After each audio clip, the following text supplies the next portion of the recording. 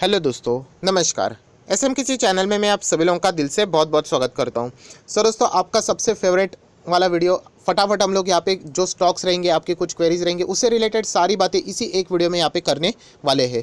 तो चलिए डायरेक्टली इस वीडियो को स्टार्ट कर लेते हैं। बट जरूर कहना चाहूँगा, किसी ने फर्स्ट टाइम विजिट किया है सब्सक्राइब कर लेना, बेल आइकन को हिट भी जरूर कर लेना। सो दोस्तों, यहाँ पे शुरुआत करने वाले हम लोग पीवीआर से रिलेटेड। बहुत सारे लोग पूछ रहे हैं, सर पीवीआर में क्या आप वापस यहाँ पे इन्वेस्ट करने के लिए सोच रहे हो, क्योंकि आप सभी लोग पता है मैं ऑलरेडी 1400 के आसपास यहाँ पे एग्जिट हो चुका हूँ। सो दोस्तों, वापस मेरा जो पैटर्न है पीवीआर हो या फिर आप बोल सकते हो मल्टीप्लेक्सेस से जुड़े हुए जितने भी स्टॉक्स, आइनॉक्स, ये दोनों स्टॉक अभी भी कहना चाहूँगा इनका बिजनेस खराब नहीं है, बट सिचुएशन को देख के ये मैंने फैसला लिया था। एंड अभी भी मेरा कोई भी ऐसा फैसला यहाँ पे मन नहीं बन रहा है। मैंने फैसला किस बेस के ऊपर लिया था, लॉजिक, वो मैंने आपके सामने शेयर किया था। अगर आप उस लॉजिक को देख ले तो आप लोगों को शायद से आंसर क्लियरली मिल सकता था, क्योंकि मैंने आपको यही कहा था कि सबसे ज़्यादा किसी बिजनेसेस को नुकसान हुआ है तो ये मल्टीप्लेक्सेस वाले बिजनेसेस को नुकसान हुआ है कोविड के वजह से, लॉकडाउन की वजह से। हालांकि स्टेट गवर्नमेंट ने, अलग अलग स्टेट गवर्नमेंट ने ये ज़रूर कह दिया कि हम लोग वापस दोबारा लॉकडाउन नहीं करेंगे। बट अगर यहाँ पे कुछ कोविड की सेकेंड वेव आ जाती है, थर्ड वेव आ जाती है, तो इसीलिए यहाँ पे मैंने ये डिसीजन लिया था कि ऐसे बिजनेसेस को फिलहाल हम लोग अवॉइड कर ले, जो कि फिलहाल बहुत ही मतलब बोलते हैं ना एक नाजुक दौर से गुजर रहे, क्योंकि ये जो सिचुएशन है हमारे हाथ में नहीं है। तो इसीलिए मैंने इन दोनों बिजनेस को अवॉइड किया था। आप चाहो तो इन्वेस्ट कर सकते हैं, आपके ऊपर है। बट फिलहाल अभी भी जब तक यहाँ पे कोविड से रिलेटेड प्रॉपरली चीज़ें कंट्रोल में देखने को नहीं मिलती है, तब तक यहाँ पे मैं इन स्टॉक्स में फिलहाल री एंटर करने की फिलहाल तो सोच यहाँ पे नहीं रख रहा हूँ। मैं कोई 100% सही जाने वाला इंसान नहीं हूँ। आप सभी लोग पता है इंडिगो में भी मैं एग्जिट किया था 1400 पे, बट फिलहाल वो स्टॉक 1600 पे जाते हुए हम लोग को देखने को मिला था। सो सिर्फ मैं अपना ओपिनियन रख रहा हूँ। तो चलिए दोस्तों, नेक्स्ट स्टॉक यहाँ पे मुथूट फाइनेंस। सो दोस्तों, मुथूट फाइनेंस ऑलरेडी मैंने आपको बताया था, एक गुड न्यूज़ एंड एक बैड न्यूज़ यहाँ पे आई थी।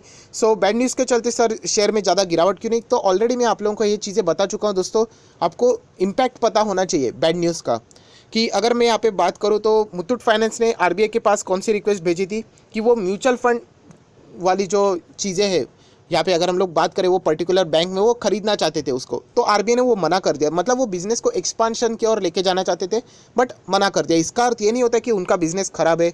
उन्होंने एक कोशिश की थी, वो एक फेल होते हुए देखने को मिली। तो एक छोटा मोटा हम लोगों को ये गिरावट हम लोग कह सकते थे, इससे ये नहीं बोल सकते कि वो सब कुछ खराब ही हो गया, राइट। तो वो कोशिश कर रहे थे यहाँ पे, तो नहीं मिला। तो यही कहना चाहूँगा कि ऐसा सच कोई भी डेंट नहीं है। एंड आप सभी लोगों को पता है कि ज्वेलरी के ऊपर भी अभी आप लोगों का इंश्योरेंस बन जाएगा मुथूट फाइनेंस में, क्योंकि बजाज अलायंस के साथ उन्होंने यहाँ पे खुद का अलायंस यहाँ पे ज्वाइन कर लिया है। सो अच्छी बात है। सो मुथूट फाइनेंस लॉन्ग टर्म में भी अच्छा परफॉर्मेंस दे सकता है, ऐसा मुझे लगता है। हिंदुस्तान एरोनॉटिकल्स लिमिटेड अगेन एक अच्छी कंपनी, बट ओएफएस के वजह से इसमें भी हम लोग को भयंकर गिरावट देखने को मिली थी। सो जिन लोगों के पास ये कंपनी रहेगी, मुझे ऐसा लगता है उनको बहुत ज़्यादा यहाँ पे प्रतीक्षा करनी पड़ सकती है, लॉन्ग टर्म के लिए यहाँ पे रुकना यहाँ पे पड़ सकता है। सो कंपनी खराब नहीं है, वापस मैं ये कहना चाहूँगा। एंड और एक आपके फेवर में एक डिसीजन आ सकता है, एंड वो है नेगेटिव लिस्ट। यस दोस्तों, सरकार ने कहा था कि जो डिफेंस से रिलेटेड जो चीज़ें वो इम्पोर्ट करते हैं, तो इससे रिलेटेड नेगेटिव लिस्ट, और एक नेगेटिव लिस्ट यहाँ पे आने वाली है। सो उसमें हम लोग जरूर कह सकते हैं डिफेंस वाला स्टॉक है, अगर उसमें कोई इस कंपनी को एडवांटेज वाली बात रहेगी तो हम लोगों को अच्छी खासी जंप देखने को मिल सकती है। सो वो लिस्ट कब आएगी उसके ऊपर फिलहाल हम लोगों ने यहाँ पे ध्यान रखना चाहिए। दैन दोस्तों, अभी आप देख सकते हैं एचडीएफसी बैंक आज 1400 के ऊपर वापस हम लोग को क्लियर कट देखने को मिल रहा है।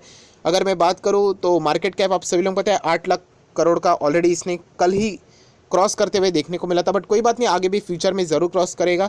सो बहुत ही अच्छा खासा परफॉर्मेंस देने वाला बैंक है, तो ज़रूर आप लोग इसके ऊपर भी नज़र रख सकते हो। अगर गिरावट यहाँ पे हो जाती है सो इमीडिएटली एंटर मत कर लेना। आप सभी लोग पता है गिरावट होगी तो एक्सपेक्ट किया जा रहा है कि अच्छा खासा करेक्शन यहाँ पे आ सकता है। तो अगर आपको ये गिरावट में मिले तो ज़रूर आप लोग वहाँ पे इसके ऊपर फोकस रख सकते हो। अभी बहुत ही अच्छा खासा चल चुका है, इस हाईएस्ट लेवल पे खरीदना एक थोड़ा सा डिसीजन गलत आपका जा सकता है।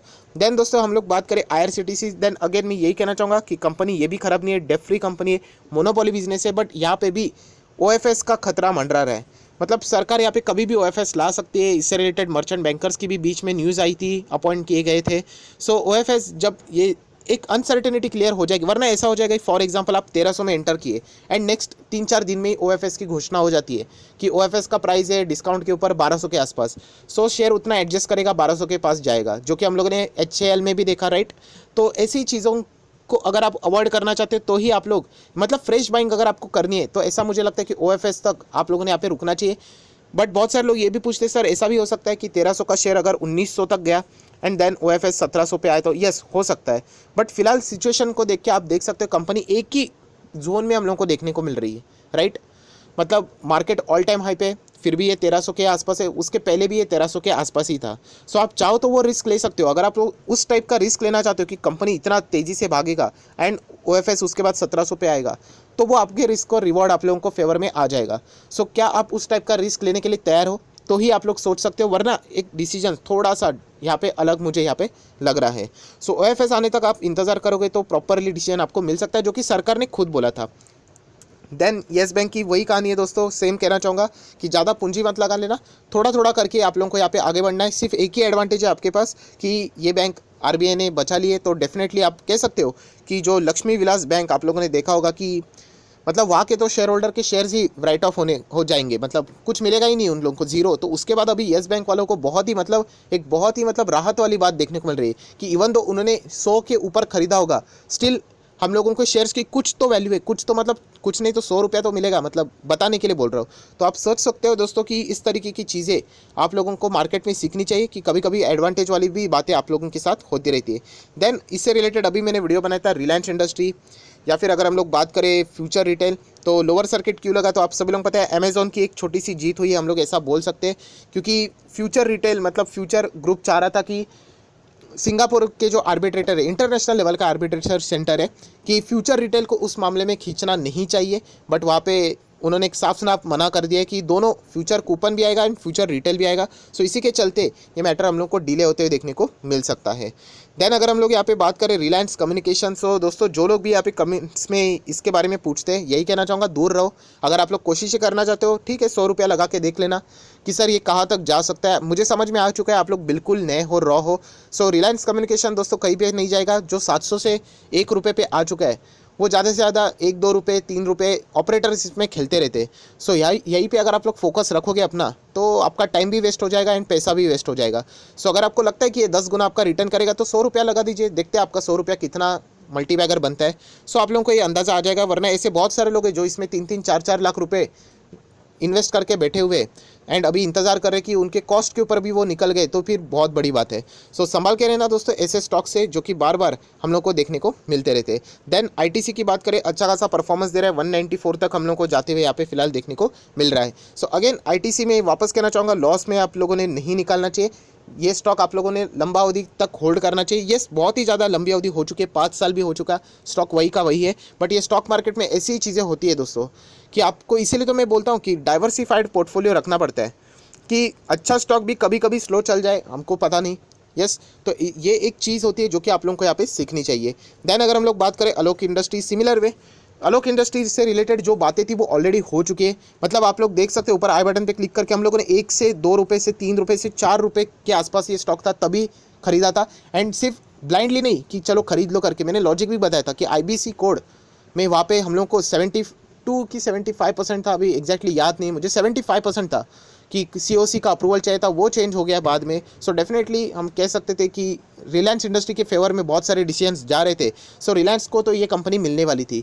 सो रिलायंस का नाम जैसे इसमें लग गया, आप देख सकते हैं 1 रुपये का स्टॉक लगभग 50 तक किए गया था, अभी 22 तक है। सो अभी इसमें फ्रेश बाइंग करना मतलब जो चार्म था वो निकल गया, तो अभी उसमें फ्रेश एंट्री करना थोड़ा सा रिस्की साबित होता है, ऐसा मुझे यहाँ पे लग रहा है। आप रिस्क लेना चाहते हो आप लोग ज़रूर यहाँ पे ले सकते हो। देन दोस्तों यहाँ पे हम लोग आना चाहेंगे बजाज फाइनेंस, आप लोग देख सकते हो वापस 160 पॉइंट्स की जंप, 3-3.5% की जंप। सो यही बात सीखनी है दोस्तों। FSDS का डेटा अगर आप लोग देखते हैं तो आपको एक हिंट मिलती है, मैं वापस वो वर्ड लिखना चाहूँगा, लोग गारंटी समझते हैं उसको। सो हिंट मिलती है जो कि आप लोगों ने देखा होगा। एंड हमेशा याद यही पकड़ के चलना कि ये 4000 पे 4200 पे, ये 500-800 पॉइंट रहेगी ना, वो अप डाउन्स चलते रहते हैं मार्केट में। सो ऐसा ही आप लोगों ने काम यहाँ पे करना चाहिए। एंड जो स्टॉक अगर 1700 से 4800 आता है, तो आप लोग समझ सकते हो कि इसमें कितनी काबिलियत है। अगर मार्केट ऊपर ही जाना है तो ये स्टॉक के बिना वो पॉसिबल हो ही नहीं सकता। सो बहुत ही अच्छा स्टॉक है, होल्ड कर लेना। IDFC फर्स्ट बैंक, अगेन यही कहना चाहूँगा कि IDFC फर्स्ट बैंक मुझे ख़राब तो नहीं लगती, बट अभी भी इसको ग्रो होने के लिए बहुत ज़्यादा वक्त यहाँ पे लग सकता है। आप चाहो तो निवेश कर लेना, बट हमेशा की तरह मैं यही कहूँगा कि मुझे फेडरल बैंक इससे अच्छा एक ऑल्टरनेटिव अच्छा ऑप्शन लगता है। आप देख सकते हो अभी फेडरल बैंक जो 40 के आसपास हम लोगों ने खरीदा था, आज लगभग 60 के आसपास जा चुका है। ये स्टॉक देखा जाए तो 100 के आसपास भी होना चाहिए, बट बीच में लॉकडाउन की वजह से बहुत ही बड़ा गिरावट हम लोग को देखने को मिला था। सो बैंक में दम तो ज़रूर है, आप सभी लोग पता है मैं 5 बैंक में ही ज़्यादा इन्वेस्टेड रहता हूँ। सो इस बैंक से रिलेटेड यही कहना चाहूँगा कि IDFC से ज़्यादा मुझे ये अच्छा पर्सनली अच्छा लगता है। हर एक का अपना अपना ओपिनियन हो सकता है। देन दोस्तों अगर हम लोग यहाँ पे बात करें बोनस, सो बोनस से रिलेटेड यही कहना चाहूँगा दोस्तों कि जो बोनस का फ़ायदा होता है, मैंने अभी अभी एक वीडियो बनाया था कि एक कंपनी ने यहाँ पे बोनस दिया है। सो ये ऐसा नहीं होता है कि एक के बदले आप लोगों को 3 मिलेगा, 3 के शेयर्स रहेंगे तो आप लोगों को यहाँ पे एक बोनस यहाँ पे फिलहाल मिलने वाला है। और इसको कवर करने का मकसद यही था बोनस से रिलेटेड। सर फ़ायदा क्या होता है, इन्वेस्टमेंट 100 का रहेगा तो पहले 100x1 हुआ करता था, अभी 50x2 होगा। सो दोस्तों इसीलिए मैंने आप लोगों को लिंक दिया था, ऊपर आई बटन पे देख लेना बोनस का फ़ायदा कैसे होता है। मतलब अगर मैं बात करूँ विप्रो की भी बोनस की कहानी, जो कि हम लोगों ने सुनी होगी कि अगर वो किसी बंदे ने पहले ख़रीदा होता तो उसने 100 शेयर्स के साथ शुरुआत की होती तो इतना बोनस 13 बार बोनस मिलने के बाद, स्प्लिट मिलने के बाद लगभग वो number 92 lakh number of shares में आता है। मतलब आप समझते हो 92 लाख शेयर्स कौन खरीदता है? अभी मार्केट में आप खरीदने जाओ विप्रो के, होगा क्या पॉसिबल? मतलब ये जो बात होती है वो बोनस से ही पॉसिबल होती है। बार बार वो बढ़ने के कारण 2 का 4, 4 का 8, 8 का 16, 16 का 32, ये जो मल्टीप्लिकेशंस होते हैं ना वो बहुत ही हायर लेवल पे होते हैं। हम लोगों को कैसे फटाक से फ़ायदा चाहिए, अभी के अभी, कल के कल डबल हो जाए, ऐसा नहीं होता है दोस्तों। तो ये चीज़ें आप लोगों को तभी समझेगी जब आप लोगों ने वो वाला वीडियो देखा होगा। सो ज़रूर उस वीडियो को डिटेल में देख लेना। देन हम लोग बात करें अदानी ग्रीन की। सो दोस्तों अगेन कहना चाहूँगा अदानी ग्रीन मेरे पास भी है, बट ज़्यादा मैं इसमें इन्वेस्ट नहीं करता हूँ क्योंकि बहुत ही तेज़ी से भागने वाला स्टॉक है एंड देखा जाए तो ये डेप्थ के ऊपर बहुत ही ज़्यादा चलते हैं।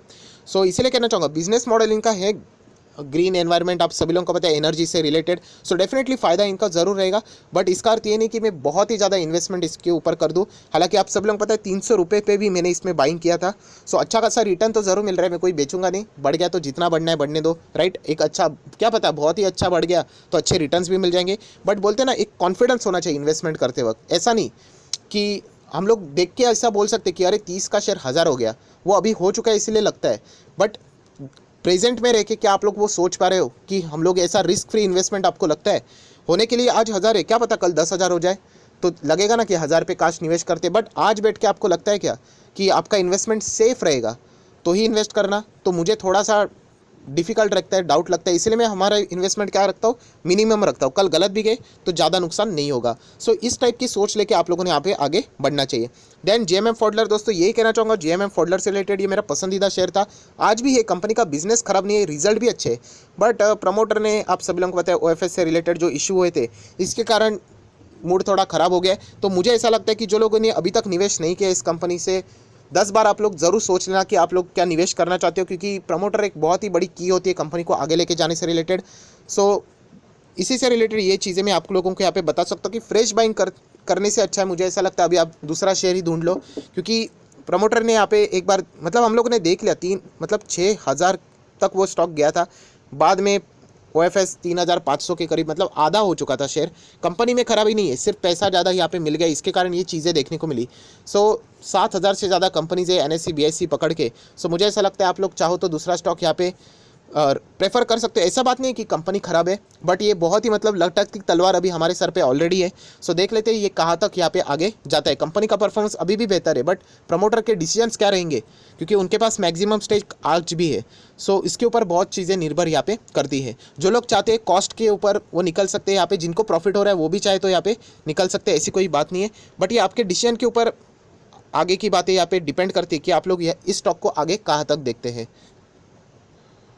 सो दोस्तों आखिरी कोई स्टॉक है तो state bank of India. State bank of India ने मतलब इन्फ्लेशन की यहाँ पे बात की है कि इन्फ्लेशन अभी भी वैसे ही है, महंगाई वैसी है। सो एक्सपेक्ट कर रहे हैं state bank of India RBI की तरफ से कि उनका जो रेट रहेगा, इंटरेस्ट रेट, वो कोई यहाँ पे बढ़ाएंगे नहीं, बिल्कुल स्टेबल रहेंगे, चेंज नहीं करेंगे।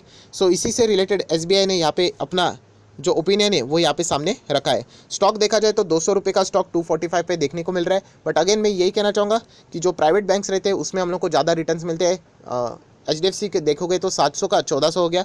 सो ये चीज़ें आप लोगों ने भी कंपेयर ज़रूर करनी चाहिए। सो अगर आपके पास पीएसयू में कोई स्टॉक रहेगा तो स्टेट बैंक ऑफ इंडिया ही रखना। बाकी पीएसबी अगर मैं बात करूँ तो बाकी सारे बैंक अगर आप लोग देखोगे तो बहुत ही मुश्किल से चलते। अगर सरकार पैसा डाल देती तो बात अलग है, वो एक दिन ज़बरदस्त भागेंगे, बट कहानी वही बात में कुछ सालों के बाद वो नीचे ही आएंगे। सो आई आशा करता हूँ दोस्तों आपको वीडियो अच्छा लगा होगा, तो लाइक एंड शेयर करना बिल्कुल भी मत भूलना। So that's it, thank you very much दोस्तों, we will be meeting our next video. तब तक के लिए बाय बाय।